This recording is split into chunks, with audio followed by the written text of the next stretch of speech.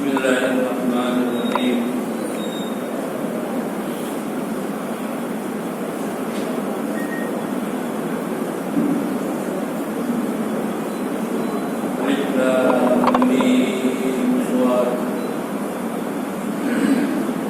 کتاب انزل الیک فلا یکن فی صدرک حرج منہ تنذر به وذکریٰ للمؤمنین. اتبعوا ما انزل الیکم من ربکم ولا تتبعوا من دونه اولیاء قلیلا ما تذکرون. دینی بھائیوں، اسلامی خواتین،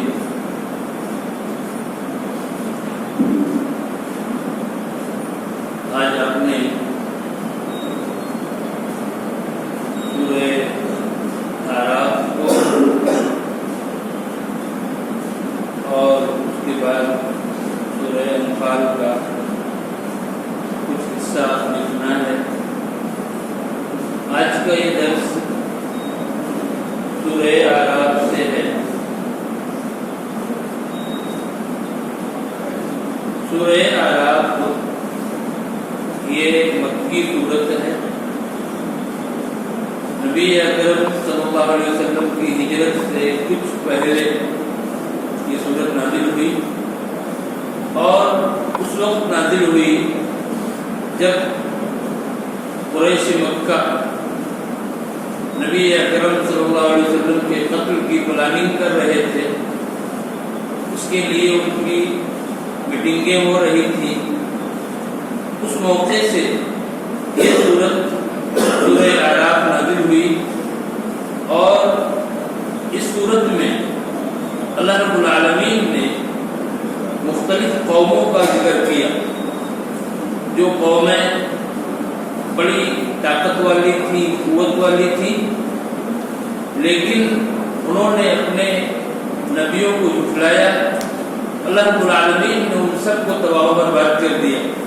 قوم نوح کا ذکر ہے، قوم عاد کا ذکر ہے، قوم ثمود کا ذکر ہے، قوم لوط کا ذکر ہے، ایسے ہی قوم شعیب کا ذکر ہے اور فرعون جیسے ظالم و جابر بادشاہ کا بھی تذکرہ ہے.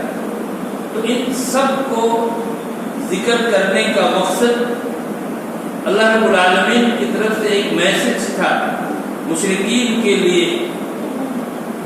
سرداران قریش کے لیے، کہ اگر تم اپنی حرکت سے باز نہیں آؤ گے، تم ہمارے نبی کے خلاف جو سازشیں کر رہے ہو، پلاننگ کر رہے ہو، اگر تم اس سے باز نہیں آؤ گے تمہارا انجام بھی یہی ہو سکتا ہے جو ان بڑی بڑی قوموں کا ہوا.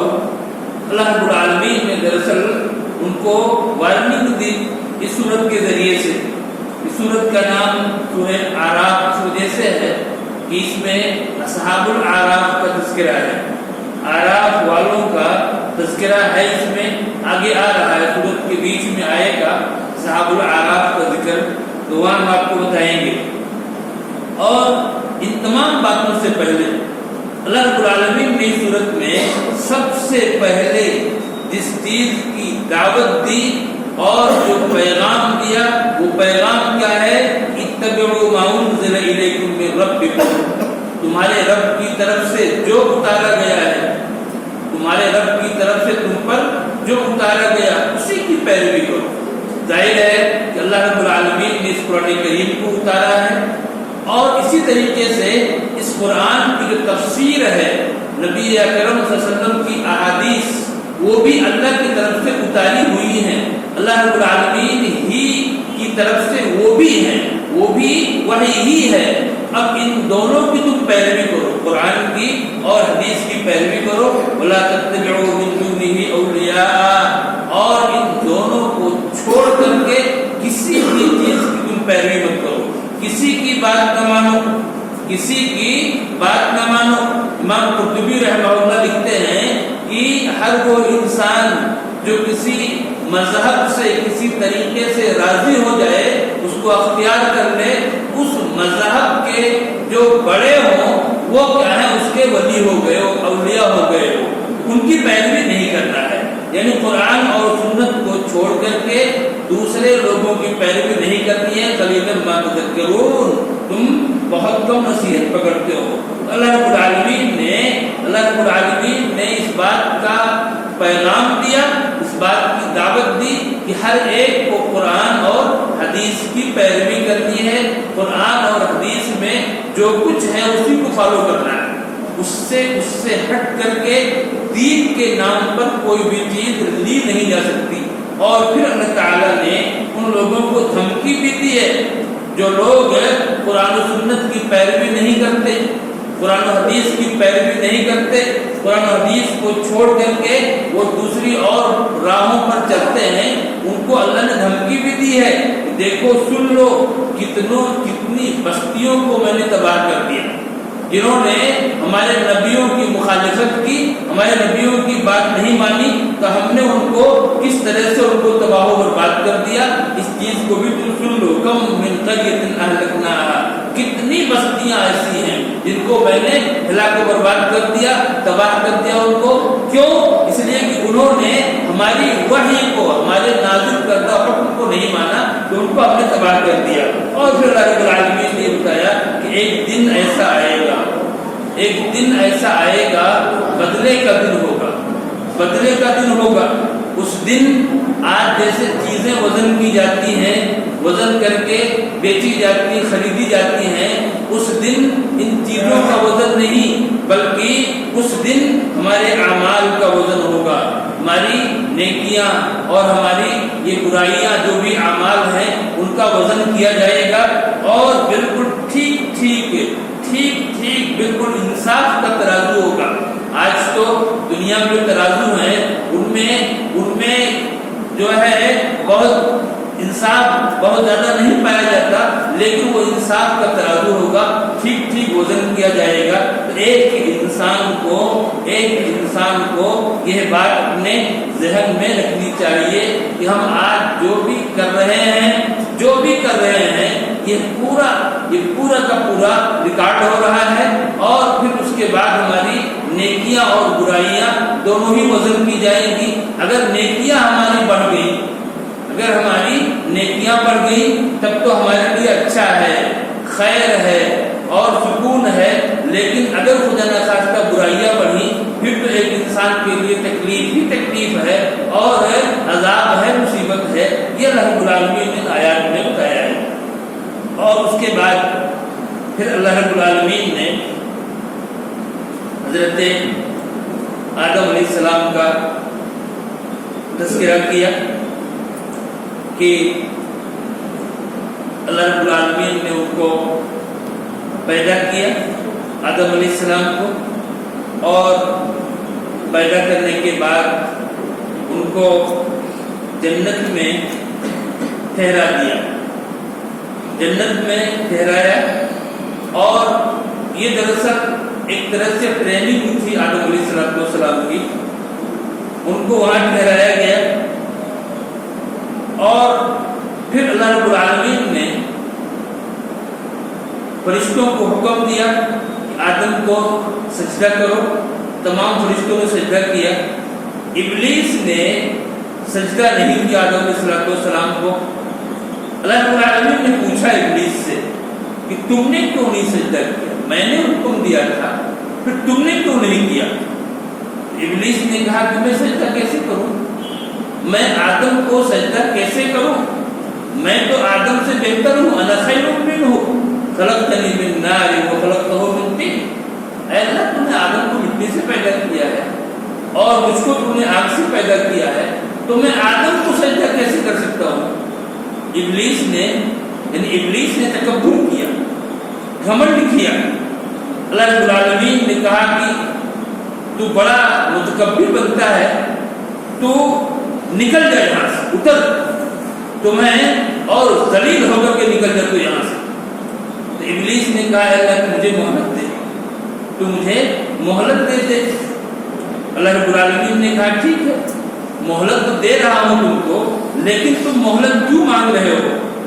ابلیس نے کہا کہ میں مہلت اس لیے مانگ رہا ہوں کہ تیرا جو سیدھا راستہ ہے, جو سیدھی راہ تیری ہے اللہ صراط مستقیم, میں ان لوگوں کے لیے، اولاد آدم کے لیے، آدم کی اولاد کے لیے میں ان راستوں پر بیٹھ جاؤں گا، ان پر پہرے لگا دوں گا، اور پھر میں ان کے آگے سے بھی آؤں گا، پیچھے سے بھی آؤں گا، ان کے دائیں سے بھی اور بائیں سے بھی، اور ان کو اتنا گمراہ کروں گا، اتنا گمراہ کروں گا کہ اکثر لوگ تیرے شکر گزار نہیں رہ جائیں گے، اکثر لوگ گمراہی کا شکار ہو جائیں گے۔ یہ میری پوری کوشش ہوگی۔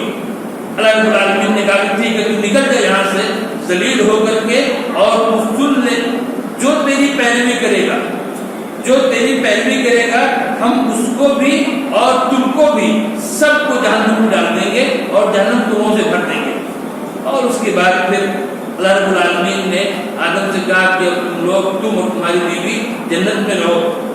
اور دیکھیے ابلیس نے ان کو کیسے بہکایا، اور کتنی باریک چال ہے ابلیس کی، وہ انسان کو ایسے ہی بہکاتا ہے۔ ایسے ہی اس نے آدم علیہ السلام سے کہا کہ یہ ایک درخت جس سے آپ کو روکا گیا ہے کہ اس درخت کے قریب نہیں جانا ہے، جانتے ہیں کیوں روکا گیا ہے؟ اگر آپ اس درخت سے کھا لیں گے تو پھر آپ کو ہمیشہ ہمیشہ کی زندگی مل جائے گی، کبھی آپ کو موت نہیں آئے گی۔ یہ جو فرشتے ہیں، ان فرشتوں نے اسی درخت سے کھایا ہے جس کی بنیاد پر ان کو ہمیشہ کی زندگی ہے۔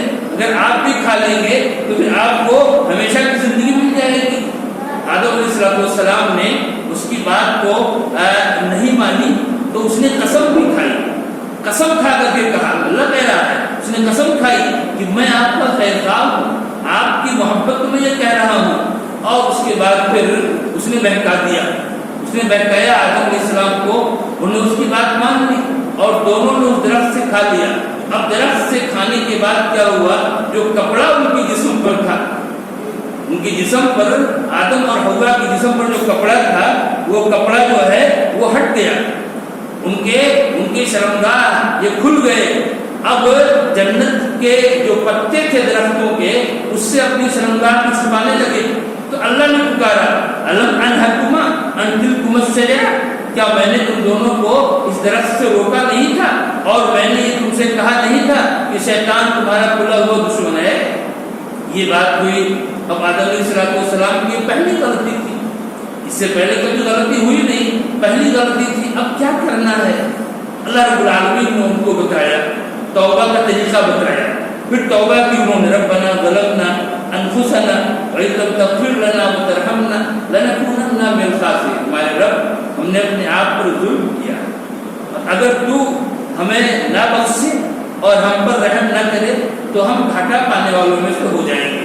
بہرحال اللہ نے ان کو معاف کر دیا، اللہ نے ان کو معاف کر دیا اور ان سب کو زمین میں اتار دیا، کہا کہ جاؤ زمین میں جاؤ اور وہاں پر رہو۔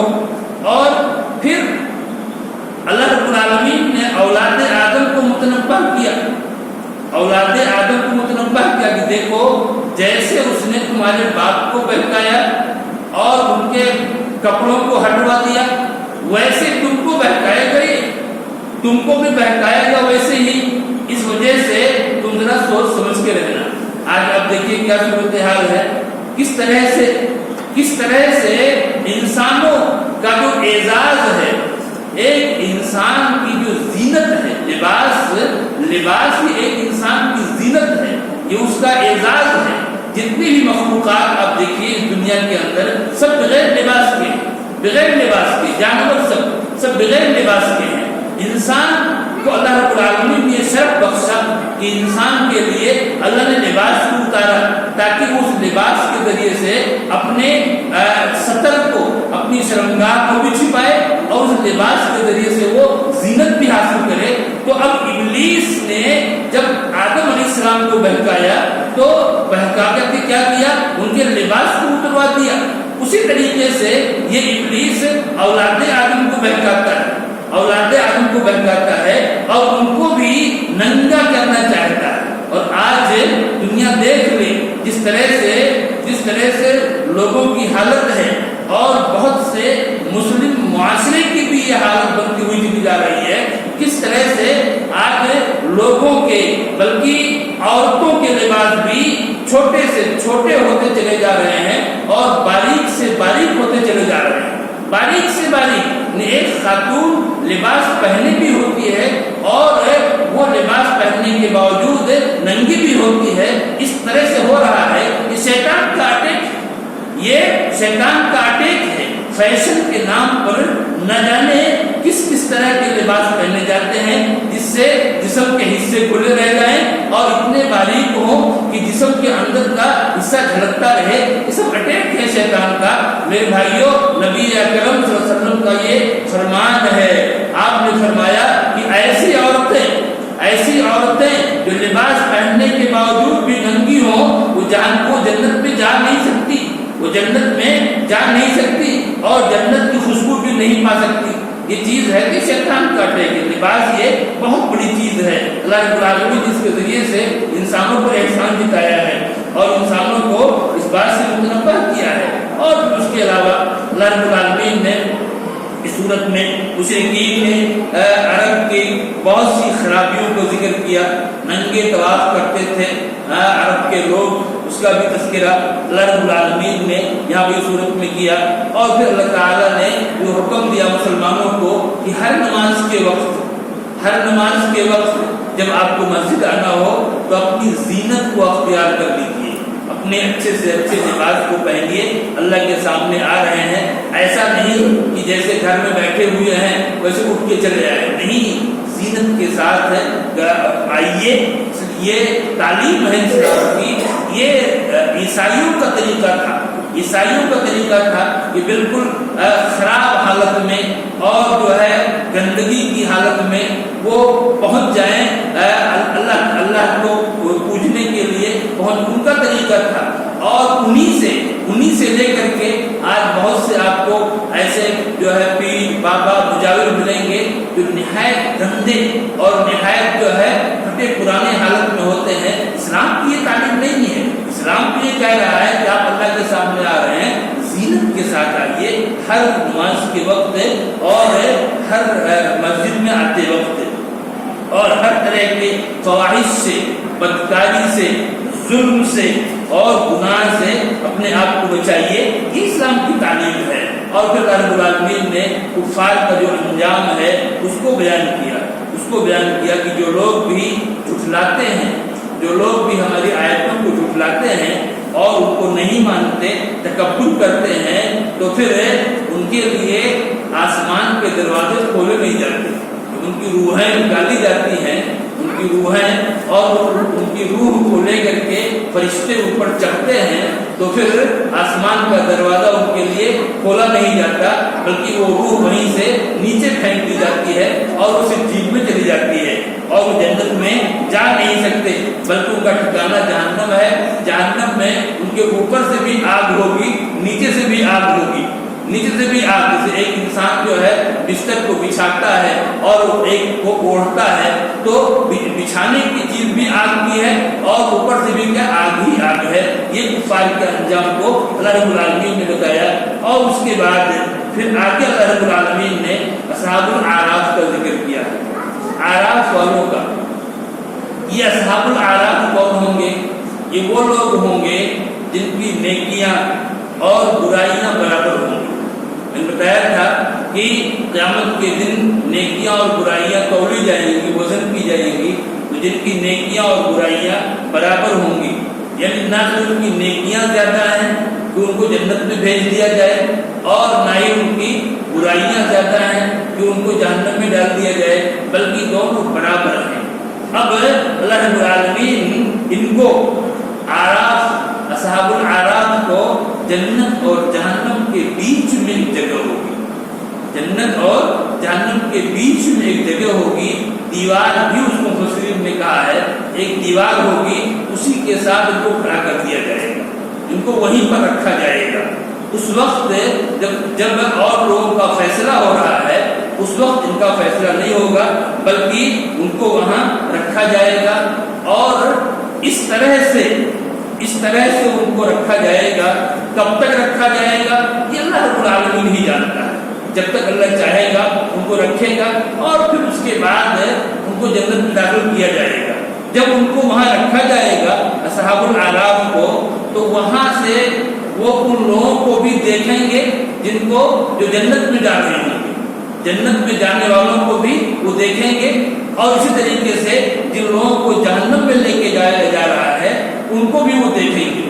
یعنی جنتی جنت میں جاتے ہوئے وہیں سے گزریں گے، اور جہنمی ان کو جب جہنم کی طرف لے جایا جائے گا تو وہ بھی کیا ہے وہیں سے گزریں گے۔ اصحاب الاعراف یہ ان سب کو دیکھیں گے، جب جنتیوں کو وہ دیکھیں گے، جنتیوں کو وہ دیکھیں گے تو ان کو سلام کریں گے۔ قرآن کہہ رہا ہے سلام علیکم، کہیں گے کہ آپ پر سلامتی ہو، ان کو سلام کریں گے۔ اور جب ان کے چہروں کو، اصحاب الاعراف کے چہروں کو جہنمیوں کی طرف پھیرا جائے گا تو وہ جو ہے ان سے اپنی برات کا اظہار کریں گے اور دعا کریں گے ربنا لا تجعلنا مع القوم الظالمین، ہمارے پروردگار کو ہمیں ان ظالموں میں سے نہ بنا، کیونکہ ابھی فیصلہ نہیں ہوا ہے، ان کو پتہ نہیں ہے کیا ہوگا ہمارے ساتھ۔ وہ دعا کریں گے ربنا لا تجعلنا مع القوم الظالمین، تو ہمیں ان ظالموں میں سے نہ بنا۔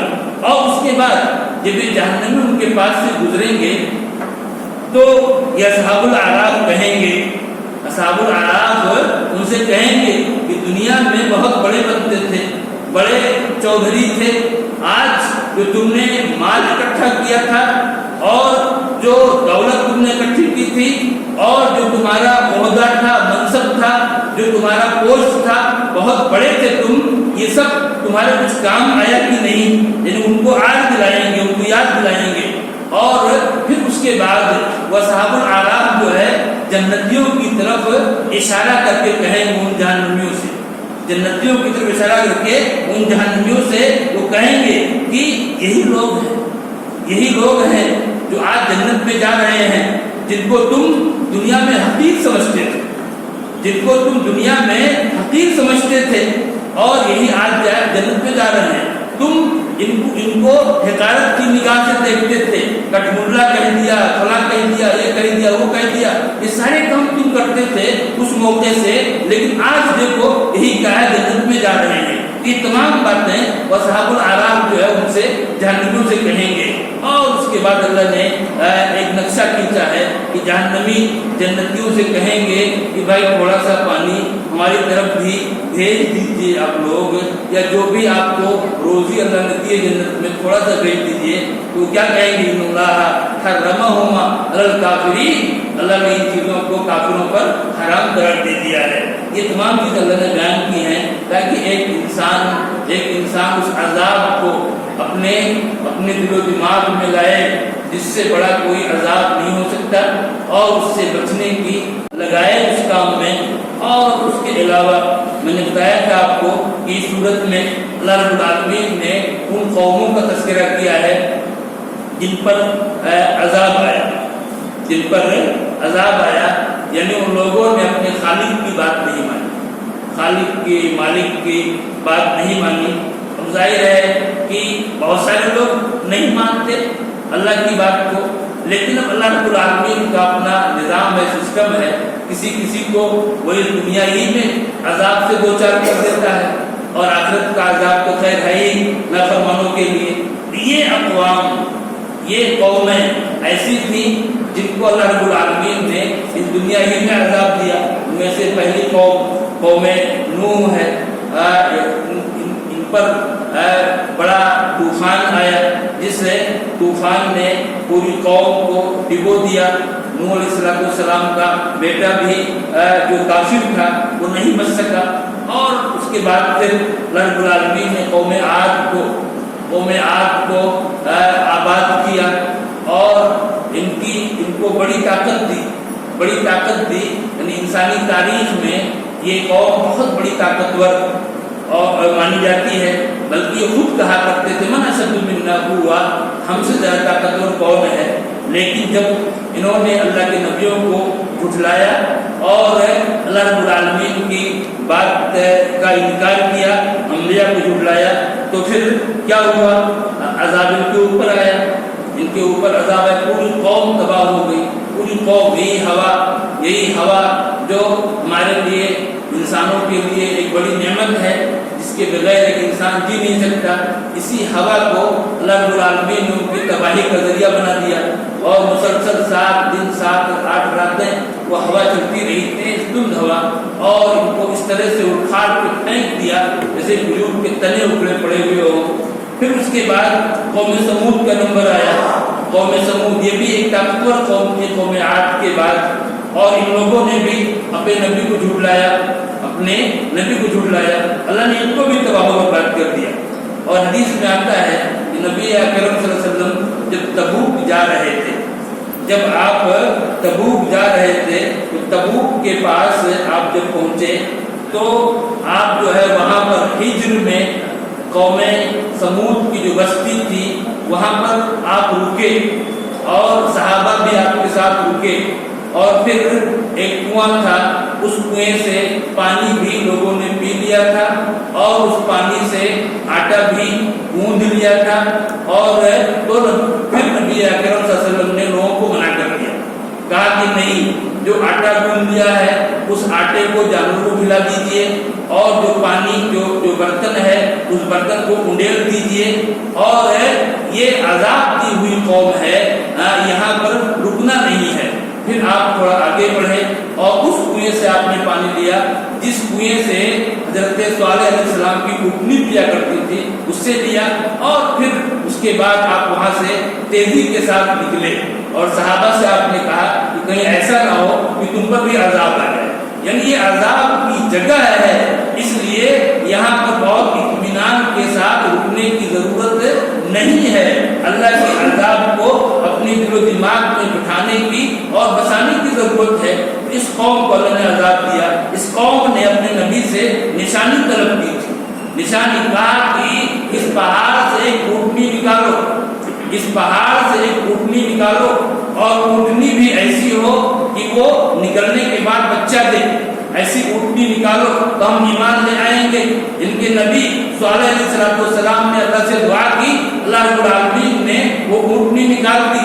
لیکن اونٹنی کے نکلنے کے بعد بھی ان لوگوں نے ایمان قبول نہیں کیا، اور اس اونٹنی کو تکلیف پہنچائی. اس کے بعد اللہ کا عذاب آیا اور پوری قوم تباہ و برباد کر دی گئی. قوم لوط کا تذکرہ کیا اللہ رب العالمین نے. یہ قوم لوط غیر فطری کام کرتی تھی.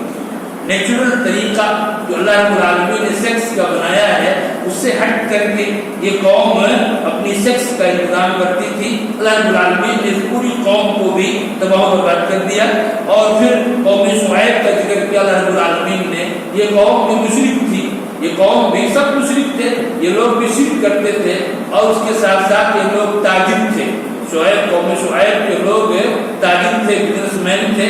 ان کے یہاں بڑی خرابی یہ تھی، یہ ناپ توڑ میں کمی کرتے تھے. اس کو اللہ نے ذکر کیا ہے، ناپ توڑ میں کمی کرتے تھے، راستوں پہ بیٹھ جاتے تھے، لوگوں کو لوٹ لیا کرتے تھے. یہ چیزیں تھیں. اللہ کے نبی نے سمجھایا ان کو، لیکن یہ مانے نہیں. آخر ان کو بھی اللہ کے عذاب نے دبوچ لیا اور یہ پوری قوم تباہ و برباد کر دی گئی. اور پھر اس کے بعد اللہ رب العالمین نے فرعون کا ذکر کیا ہے، جس کے پاس موسیٰ علیہ السلام کو بھیجا گیا تھا. کتنا بڑا ظالم اور جابر تھا یہ فرعون. کی جتنے بھی انبیاء آئے تنا بھیجے گئے، لیکن اس جابر اور ظالم کے پاس اللہ نے ایک ساتھ 2 نبیوں کو بھیجا، موسیٰ علیہ السلام کو اور ان کے بھائی حضرت ہارون علیہ السلام کو بھیجا. لیکن اور ان لوگوں نے سمجھایا، دعوت دی، اور اپنی جو نشانیاں تھیں موسیٰ علیہ السلام اپنے بغل میں ہاتھ لے جاتے تھے، اور پھر آپ کی ہتھیلی بغیر کسی بیماری کے چمکنے لگتی تھی، اور اپنے لاٹھی کو زمین پہ مارتے تھے اور وہ اژدہا صاف بن جاتا تھا. یہ نشانیاں بھی موسیٰ علیہ السلام نے دکھائی، لیکن یہ آدمی ایمان نہیں لایا، اپنی قوم کو بہکاتا رہا. ساری چیزیں ہوئی، پھر ان کے اوپر ایک ایک کر کے عذاب آیا. پہلے چھوٹی چیزیں آئیں، چھوٹی چیزیں اللہ نے ان کے اوپر چھوٹی چیزوں کو بھیجا. جیسے کہ خون کو، میڈک کو، اور اس کے علاوہ دوسرے چھوٹی آفتوں کو بھیجا. جب بھی کوئی آفت آتی تھی تو یہ تھوڑا سا نرم پڑتے تھے اور موسیٰ علیہ السلام سے دعا کراتے تھے کہ آپ دعا کر دیجیے اور ایمان لے آئیں گے، لیکن پھر ایمان نہیں لاتے۔ بالآخر اللہ رب العالمین نے فرعون کو اور سارے فرعونیوں کو دریا میں ڈبو دیا۔ بنی اسرائیل کے سامنے، بنی اسرائیل کی آنکھوں کے سامنے ان سب کو ڈبو دیا اور سب کے سب تباہ و برباد ہو گئے۔ اللہ رب العالمین نے واقعات کو بیان کیا ہے، واقعات کو بیان کیا ہے، ان معذب اقوام کو بیان کیا ہے، اور پھر اس لیے بیان کیا ہے تاکہ ایک انسان عبرت پکڑے، نصیحت لے، عبرت پکڑے، اور اللہ رب العالمین کے عذاب کو اپنے دل و دماغ میں وہ حاضر کرے اور ایسے تمام کاموں سے بچے جو اللہ کے عذاب کو دعوت دے رہے ہوں، جن کی وجہ سے ایک انسان اللہ کے عذاب سے دوچار ہو، ان کاموں سے اپنے آپ کو بچائے۔ اس وجہ سے اللہ رب العالمین نے ان واقعات کو بیان کیا ہے، اور پھر اس کے بعد بنی اسرائیل کو تذکرہ کیا ہے کہ فرعون کے ڈوبنے کے بعد پھر موسیٰ علیہ السلام کیسے کوہ طور پہ گئے اور وہاں سے تورات کو لے کر کے آئے، اور پھر کیسے بنی اسرائیل نے بچڑا بنایا، سامری نے کیسے بنایا، اور پھر اس بچڑے کی ان لوگوں نے عبادت بھی کر لی۔ تمام چیزیں اللہ رب العالمین نے بیان کی ہیں، اور بھی دیگر بہت ساری چیزیں اس صورت میں بیان کی گئی ہیں۔ اللہ رب العالمین ہم کو اور آپ سب کو ان باتوں سے عبرت لینے کی توفیق عطا فرمائے، آمین۔